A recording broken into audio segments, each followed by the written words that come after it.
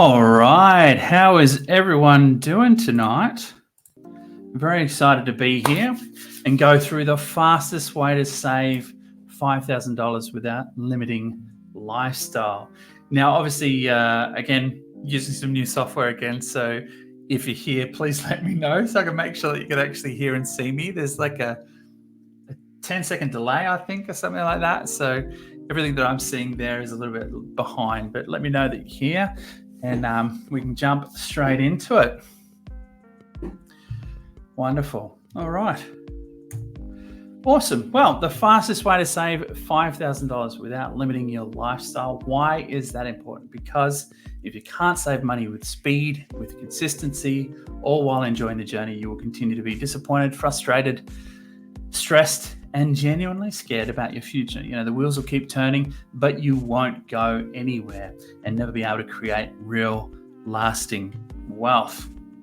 And so what we're covering tonight, obviously, is your current situation. We're going to talk through some of the problems that you might be facing right now, but also we're going to jump into the fastest way to 5,000. And then we're going to go through some good examples as well. So I think there's a few people on. So if you're on, please let me know. It's good to do these things. I'm not sure though. All right, we'll keep moving anyway. I haven't seen anyone say, yeah, they're here. So I might, we'll keep pressing on anyway. Awesome. So some important assumptions for tonight. Obviously that you want to get your next 5,000 saved fast, that you want to enjoy the journey, but you also want to work together with your partner to achieve it. There we go. Paula's on, Janelle's on. Fantastic. Thanks so much, guys. I appreciate that. And then obviously the other assumption here is that you won't use this information for evil. Look, I'm not sure how you would, but that is definitely an assumption that I'm making. So your current situation, the problems that you may be experiencing right now. The first one here obviously is overspending. The idea of being emotionally or mentally triggered and overspending. You know, it's human nature to spend every single dollar that you make, and it's driven very much by core human needs. And one thing you definitely need to understand as well is that about 95% of all decisions when it comes to making a purchase involve 95%, are an emotional component to that, which is crazy. We have billion-dollar corporations out there who have spent so much money to work out exactly what to say, the image to use to trigger you emotionally and mentally into a spending space as well, or spending mindset. Now, obviously, the next one is cutting back. This is where you are focused on cutting back everything to save money, you know. And let me tell you, this is not a good way to be, believe it or not. As much as you think or believe that's the way that you're meant to do it, it's not a good way to do it. It's like a fad diet. It's one of those things where you're so restrictive and you just restrict everything and you do it. You might be able to do it for like 3 or 4 weeks and see some results, but then guess what? The wheels fall off as well. So cutting back isn't the most effective way to save money either. Now, obviously, knowledge not equaling action. This is basically where you're stuck in this space of just trying to seek out more and more knowledge, you know, where you're not kind of really taking action. You know, knowledge doesn't always equal action. And when you're in this space, you're really just trying to, you're basically cramming more information into an already packed space, and it's really not fruitful as well. Now, the next one is obviously apathetic. Now, this is the idea where, you know, you've tried multiple times over and over again, and guess what? It hasn't worked. So what's the natural consequence of that? You generally become a bit apathetic. Your outlook is not great. You don't think that things are going to be any different, or they could or possibly be different. So obviously that's not a really good thing or place to be in as well. Now, obviously accountability as well, and not having no targets, kind of doing all the work alone. Guess what? When you're working alone, there genuinely is no accountability. You know, you're answering to yourself, and particularly in the context of a relationship, it doesn't really work. But also the no targets feeds into this next one as well, where you don't have any genuine or very clear goals. It's interesting. A lot of people will have kind of concepts or things that they're chasing, and one day they want to get here. But what we want to see is really, you know, dialed in specific goals, because saving for the sake of saving, it doesn't work. If you're trying to achieve something with your financial leftovers, you're never going to achieve anything significant. So that's definitely things. So if you're waiting till the end of your pay period to see what you got left to put it aside, there's not ever going to be anything left, let me tell you. The next one is all about growing up and not understanding the impact that that has on you. So your lived experience up until this very moment has an impact on the way in which you handle and deal With your money.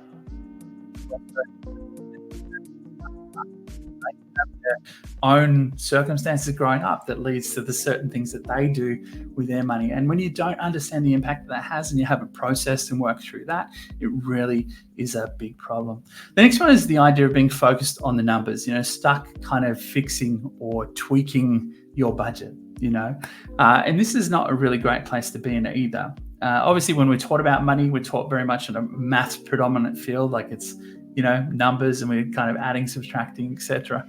But it's not even half of the picture. What I was talking about before, the idea of your beliefs, attitudes, actions, behaviors, all of that has a much more important role than being stuck and fixed, focused on the numbers. The other one is your relationship. So, you might be working together on everything else. You might be managing a house, a life together, might even be raising kids together, and money doesn't fall into that category. Like, you're not kind of doing it together really well. Sure, you might talk about it here and there, but the conversation is generally kind of reactive. You've got a bill coming in, you go, oh, I've got to pay this bill this week. And it's not really anything more than that. It realistically is when you're doing the work alone. And money really probably needs to be one of those areas that we pick up and do well. And obviously the last one here is the cost of living. Everything is more expensive. We've seen a massive increase in that in the last 2 to 3 years. And you're probably starting to realize that, hey, I can't keep winging this. Maybe you had enough disposable income before all the increases to kind of wing it, but you're probably in a space now where, hey, we really need to get on top of this because we can't wing it anymore. All right. And all of these are wonderful examples of what I call financial robbers. So they're attitudes, beliefs, behaviors that aren't serving you at all. They aren't helping you in any way, shape, or form. And you might think that you've been doing the right thing for so long, but let me tell you, these things are going to rob and steal from you trying to achieve what you want to achieve. Now, for your current situation, I'm just using this income breakdown here as a bit of a imagery to kind of talk about the idea of where our money goes. So we all have a certain level of income, and we have a certain level of essential spending, non-essential spending. There's a certain amount of waste for all of us. And then there's, we're trying to save money at the same time. So this breakdown is probably a really good way to look at it. And it's going to help us go through what we're going to go through tonight as well.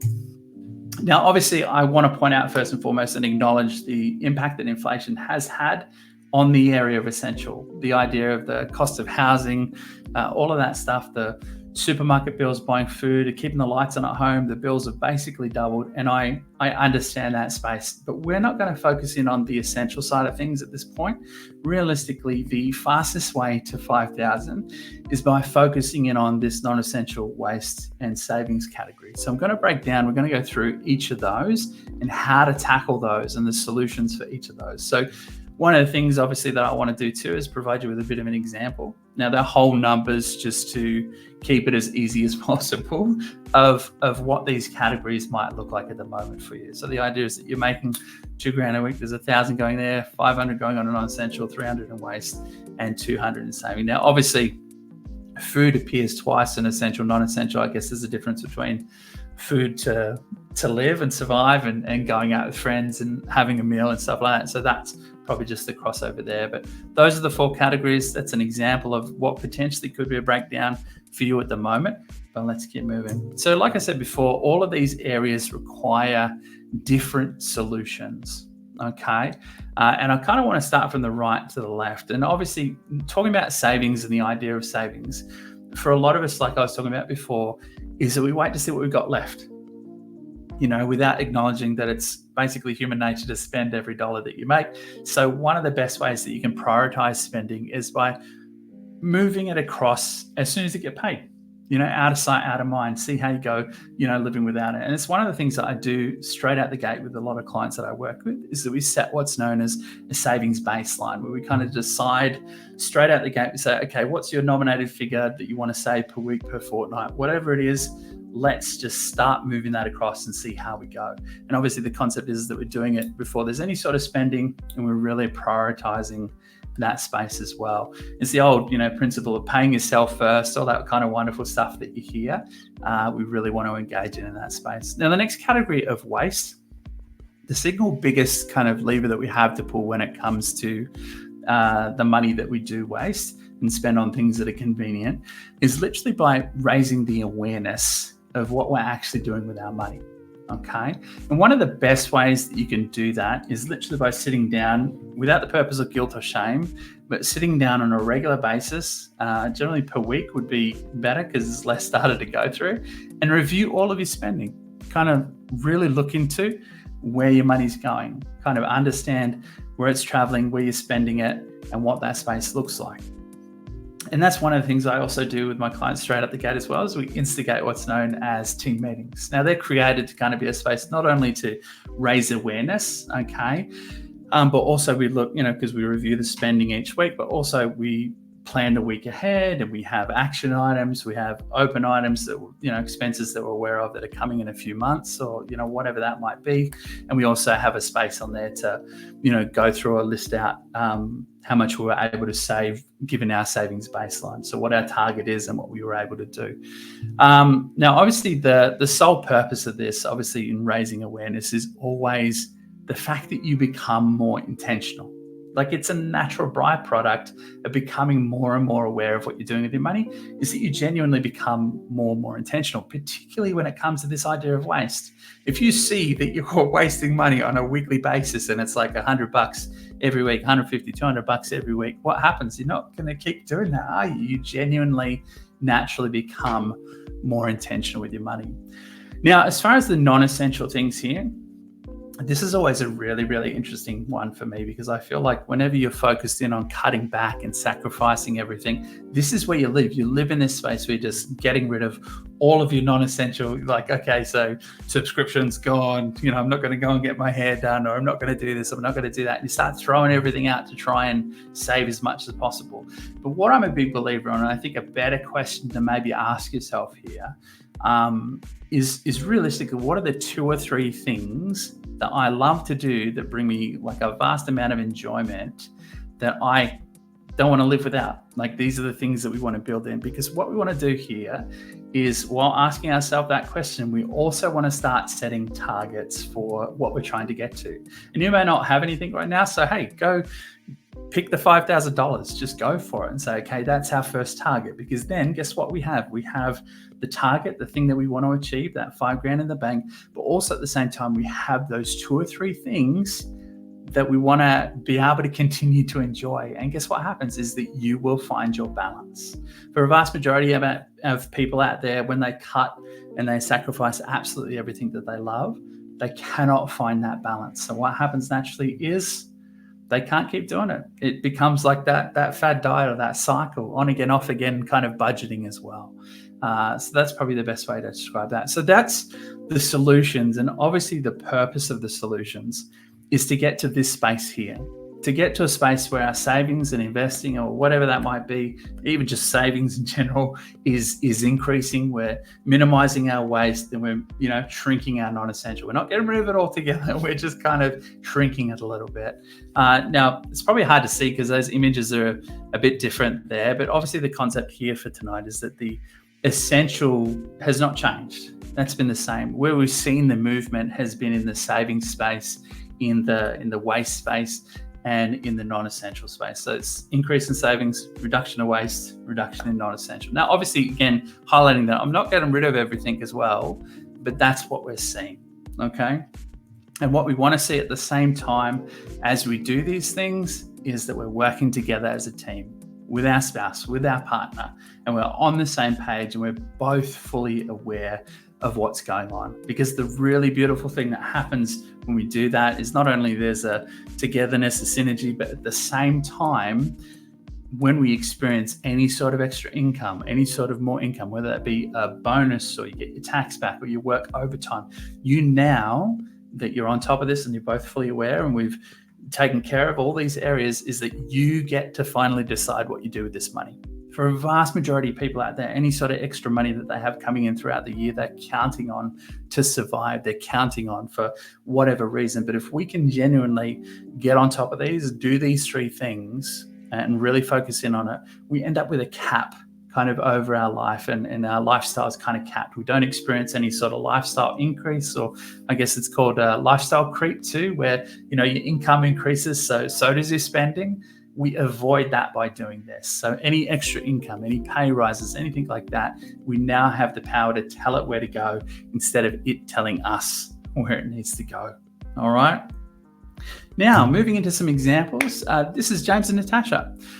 When I first started working with them, and I'm not sure if it's increased since then, but they were making $190,000 per annum as a household.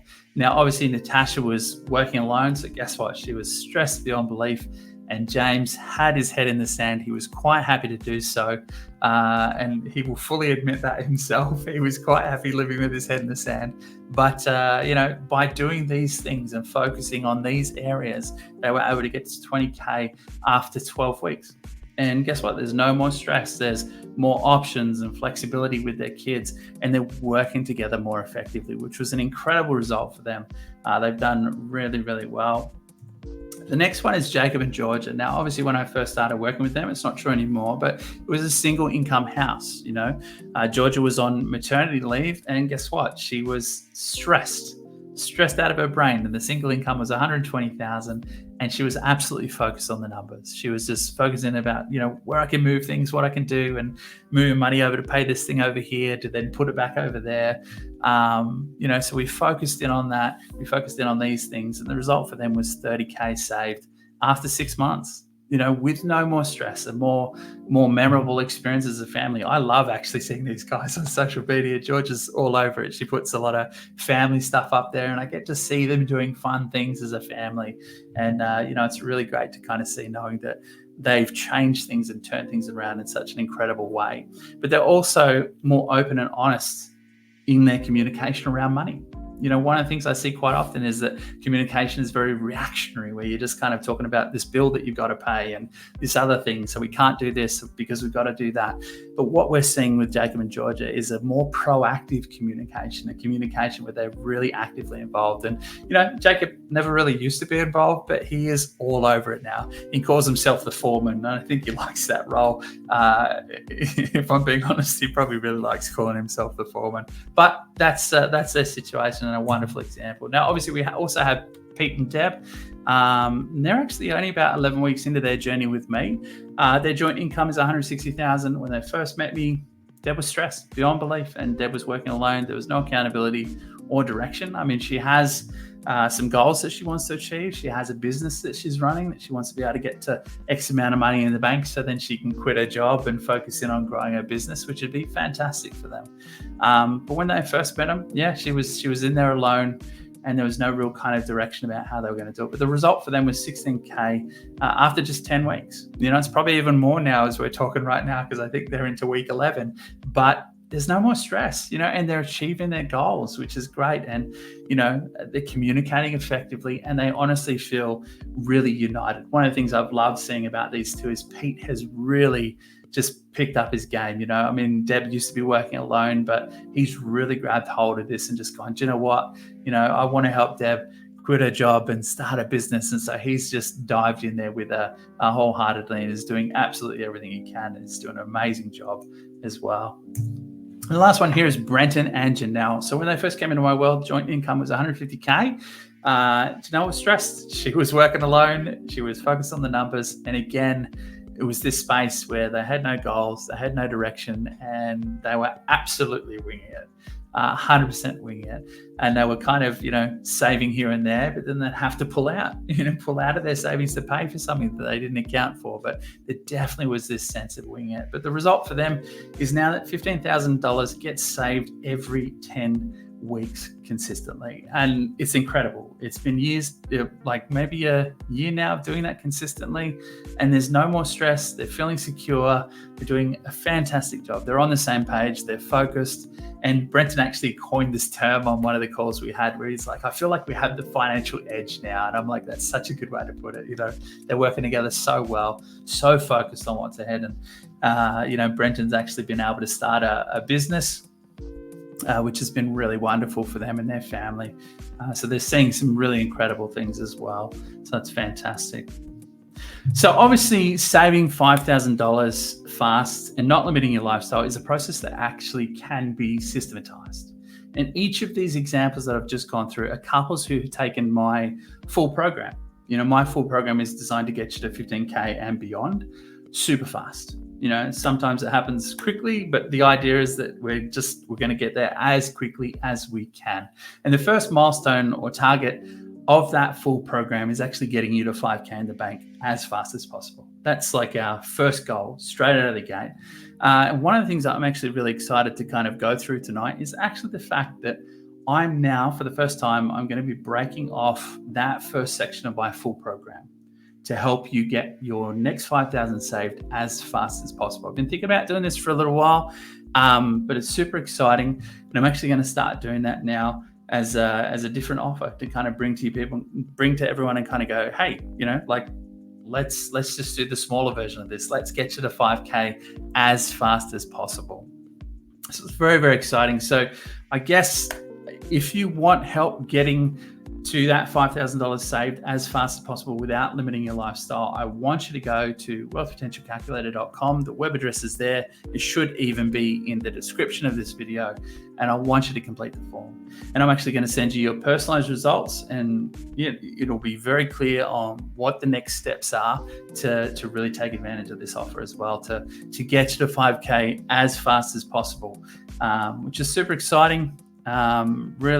Really glad I'm doing it, actually. I think it's going to be a great entry point for a lot of people, and a lot easier and accessible for a lot of people as well. But cool. So that's it for the training tonight. Went for about 20 odd minutes there. Now, if you have any questions, please feel free. Now's the time. Chuck them in the questions and we'll see if we can get through them. But hopefully you guys enjoyed that. Really appreciate you guys who are on live and have made it for the whole thing.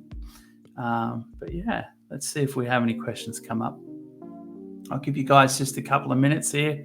Again, super excited to be able to do this and be offering this as well. So awesome. I'm just hearting everyone's comments while I wait. But look, it doesn't look like we've got any. If you're not watching this live, if you're watching the replay and you do have any questions, please feel free to jump in there. So Tanya, did I miss the training? Was it just to fill out the calculator link? No, that was basically the last slide of all of the slides that we've gone through tonight. So I think you might have missed it, but that's okay. Once I finish this live, I'll make sure to send you through the replay link as well. But obviously, the main focus of the training was those three key areas. Is there a script for a team meeting? Great question. I do have a form for that. I'd be more than willing to send that through for you, Jennifer. Not a problem at all. I can I'll send that through you via Messenger once we jump off. Cool. No worries, Tanya. Not a problem at all. I'm always happy to help. Is your training for high incomes? No, not necessarily. A lot of the training, the examples are probably sitting in that higher category or middle category, if we're being honest. But a lot of what I do still applies whatever your income level. If you go through and do those things, go through and set the baseline, go through and do the regular team meetings, and find the balance. Between achieving what you want to achieve, but also the things that you want to enjoy and continue to enjoy, you're still going to get there. And it's going to make sure that you're doing it in a consistent manner as well. Thanks, Paula. Thanks for the encouragement there. Hopefully that answers your question, Tanya. It's not just about the level of income. Obviously, that plays a pretty key role. But even the example there for Jacob and Georgia was incredible. They spend 120K, like the income was 120K and they still got to 30K in 6 months. Just became aware of how much is wasted from my income. Thank you. Okay. Became very aware of it. Okay. I'm interested to talk a little bit more about that, Chad. For sure. That's good. All right, Jennifer, what are the costs involved? Yeah, look, there is a cost involved, but again, what I do is not always suitable for everyone. So I'd probably encourage you to get in there, do the calculator, and we can talk some more about that. as well, and the costs associated with that. But obviously, you're going to get more than your money's worth and get into that 5K well and truly. It's something that we've kind of made sure is not unobtainable or not doable for people as well. So yeah, definitely something that we didn't want to we don't want to charge a 5K to get your 5K back. Like, that's just ridiculous. So it's definitely on the lower price range for sure. Definitely worth your investment though. Cool. Hopefully that answers that one for you, Jennifer. Yeah. A few more moments. Any other questions? Thank you. No worries, Jennifer. No trouble at all. Awesome. All right. Well, I'm pretty happy with that, unless something pops up any second now. But yeah, awesome. Again, the encouragement, guys, here is to go to wealthpotentialcalculator.com, fill that out. Is the program a one-off or ongoing? Yeah, so that's a really great question. So, Tanya, thanks, Jennifer. So as far as the program, so this first 5K program, basically we keep working together until we get to 5. And as soon as we get to 5, you've got the skills and ability to get there continually as well. So it's really those focus areas that we were talking about earlier that we focus in on, and just doing them consistently, making sure that we're doing them regularly, consistently. So the program, this particular version of the program is literally once we get to 5K, you've graduated basically. But again, that doesn't mean that we can't continue together as well. Obviously, with the larger program being 15K and beyond, that's obviously got different components to that as well. So yeah, it can be ongoing as well. I have couples who I still work with 2.5 years later now, just helping them maintain exactly what they're doing.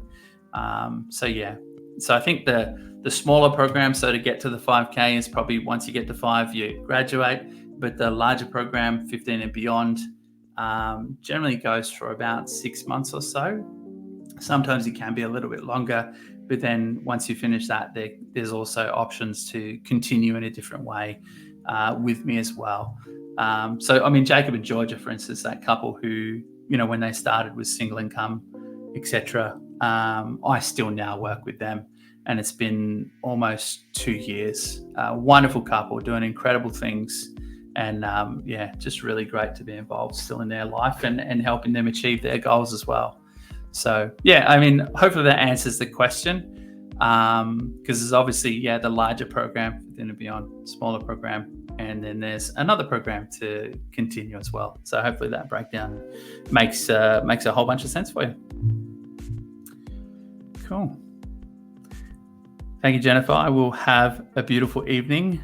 I'm happy to sit here for a little bit longer if you guys have got some extra things that you want to ask or any sort of specifics that you want to jump into. I don't really have anything else planned, unless, of course, I'm going to check my phone to make sure that I'm not needed elsewhere in the house at the moment. The kids are in bed. Hopefully they're still there, but let's just check. Yeah, great. Awesome. I think I'm okay. Wonderful. Yeah, so again, I'd probably just encourage you, if you want to take these next steps, if you want to have some more information. Great question, Tanya. Full budgeting system. Well, it's not necessarily just about the numbers. I think the numbers play a role for sure, but there's probably more a behavioral element to what we do as well. We're focused in on making sure that we're doing the right things for us based on what we want to achieve at the right times. I think to kind of look at it as just a budgeting system, sure, we do get into that stuff. We do break that down, and we look for a better, more effective, and I guess a more efficient and simple way of doing things. But that is just a really small component of the whole things that we look at and everything that we look at.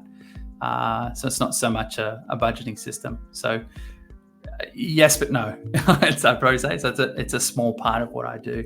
It's more so the attitudes, beliefs, behaviors, and seeing that change through, because obviously we want to make sure that you've got everything that you need to keep going and keep kicking goals and keep saving at a really great rate too. And obviously something that you're able to maintain for the long term. Does this work if my goal is debt repayment instead of savings? Absolutely. Yeah. I mean, $5,000 off your debt is still, I guess, still the goal of $5,000. It's probably one thing that I would probably say though. One of the things you want to avoid is a situation where you are just solely paying down debt, because one of the real dangers there around that stuff is then not having money for potentially when something goes wrong, not having liquid money and then having to go back into debt to kind of deal with, whatever problems come up as well. So I'd probably say, if your goal is debt repayment instead of savings, I'd probably say, hey, let's maybe split the difference and do both at the same time. Still aggressively pay down the debt, but also make sure that we're saving at the same time, some amount anyway, just to kind of protect ourselves. Yeah, look, mindset, hugely important, and habit changes.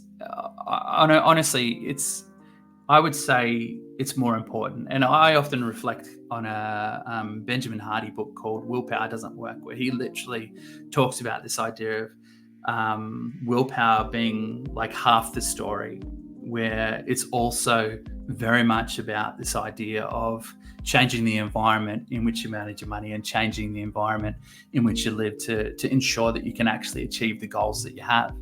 The idea of white knuckling your way to success is not going to work. It's especially when it's only half the picture. It's a great book. If you want a book recommendation, Willpower Doesn't Work, I would absolutely say, hey, dive into that one. But it is definitely a part of, major focus of what I do is not just, that idea of, willpower and kind of being motivated, but also that component of changing habits, changing behaviors, changing the environment in which you're managing your money. And sometimes that can be the environment around you and your spouse working together, you and your partner working together. Like, what's that environment like? And maybe that's an environment that we can make better, more favorable to allow you to, really see some change in that space as well. So it's definitely not an area that's ignored in what I do too, the idea of relationship and, kicking those goals and that communication side of things.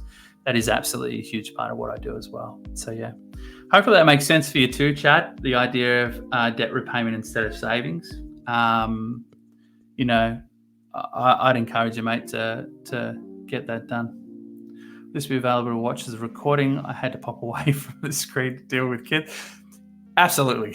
Yeah. I feel that one in my bones, 100%. Look, my kids are thankfully asleep at the moment, but I will send this to you afterwards for sure for you to go through.